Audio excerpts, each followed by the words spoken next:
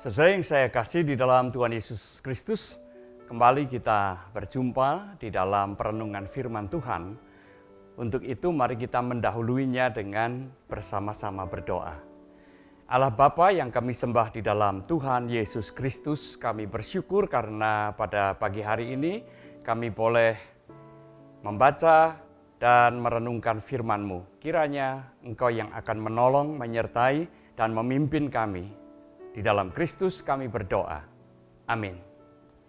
Saya akan membacakan bagian dari firman Tuhan yang terdapat di dalam surat Ibrani pasal yang ketiga, ayat 4 sampai dengan ayat yang ke-6, yang berbunyi demikian.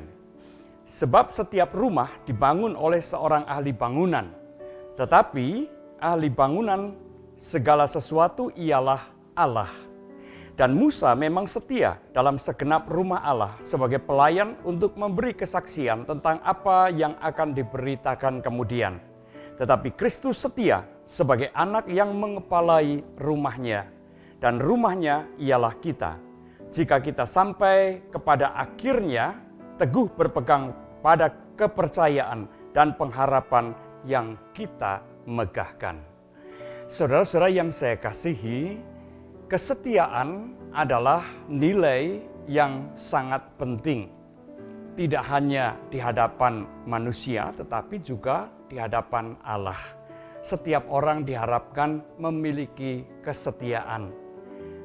Dapatkah kita membayangkan jikalau kita hidup di tengah-tengah orang yang tidak memiliki kesetiaan? Bagaimana perasaan kita jikalau pasangan hidup kita ternyata tidak setia kepada kita? Tentu kehidupan menjadi sangat suram, sangat muram, menyedihkan. Bahkan tidak sedikit orang yang mengalami keputusasaan karena ia menyadari ia hidup di tengah-tengah orang yang tidak setia.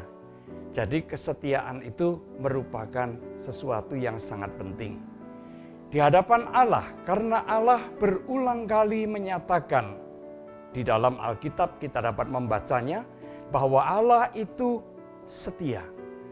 Itu hakikat dari Allah, itu sifat utama dari Allah. Di samping tentunya adalah kasih, kemurahan, dan sebagainya, tetapi juga kesetiaan. Allah itu setia, dan oleh karena itu Allah juga menghendaki supaya umatnya setia kepadanya. Saudara-saudara yang saya kasih di dalam Tuhan Yesus Kristus, ya, setia kepada Allah itu diwujudkan dengan satu, tidak berpaling dari Allah. Artinya senantiasa menghadap Allah. Yang kedua, mengikuti apa yang dikehendaki oleh Allah atau taat kepada setiap kehendaknya. Dan yang ketiga adalah setia di dalam membangun relasi atau tetap membangun relasi yang baik dengan Allah. Itu adalah wujud dari kesetiaan kita kepada Allah. Saudara-saudara yang saya kasihi, di dalam kesetiaan kepada Allah itu kita mewujudkan secara lebih konkret, yaitu dengan setia kepada gerejanya, mengasihi gerejanya. Karena gereja itu adalah persekutuan umat beriman yang percaya kepada Allah. Maka membangun relasi dengan Allah tentu saja dengan cara antara lain membangun gerejanya. Nah, saudara-saudara, dikatakan di dalam surat Ibrani tadi bahwa Musa itu setia sebagai pelayan di dalam rumahnya, rumah Allah. Sementara Yesus Kristus lebih tinggi dari Musa karena ia adalah anak yang empunya rumah. Nah, dengan apa kita akan menyamakan diri kita? Tentu bukan dengan Yesus Kristus sebagai anak yang mengepalai rumah itu, tetapi contohlah Musa. Jadilah diri kita seperti Musa yang setia menjadi pelayannya, tunduk kepada anak yang mengepalai rumah itu. Saudara-saudara yang saya kasih di dalam Tuhan Yesus Kristus, setia membangun gereja Tuhan itu berarti membangun dengan hati, membangun dengan penuh kesungguhan, membangun untuk kemuliaan Allah dan untuk gerejanya, supaya gerejanya sungguh-sungguh menjadi persekutuan kasih di antara umat Tuhan. Dan dengan itu setiap umat yang tergabung di dalamnya juga belajar dan bertumbuh di dalam kasih kepada Allah. Tentu saja ada banyak orang yang di dalam membangun gereja Tuhan memiliki bermacam-macam tujuan dan motivasi.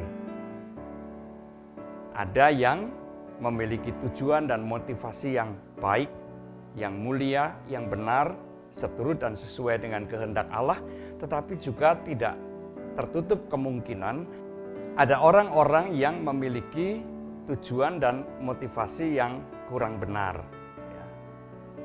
Orang-orang tersebut barangkali tergoda untuk menjadikan gereja Tuhan sebagai sarana, sebagai tempat untuk mencari pengaruh dan sebagainya.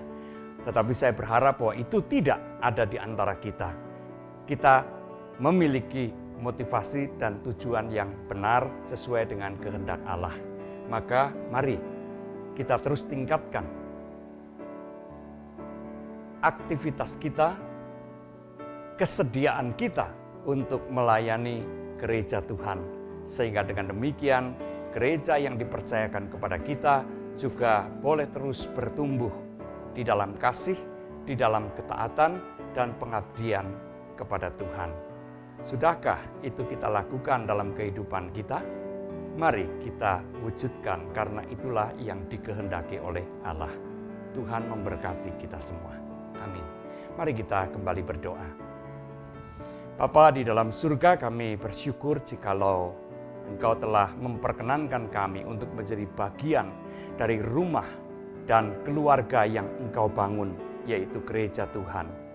Ajarkan kepada kami supaya kami benar-benar mengasihi gereja-Mu, mengasihi keluarga yang Engkau bangun, sehingga kami juga ikut ambil bagian di dalam membangun, supaya melaluinya nama Tuhan boleh dipermuliakan, supaya melalui gereja Tuhan kami juga melayani sesama kami. Terima kasih Bapa, di dalam Kristus kami berdoa. Amin.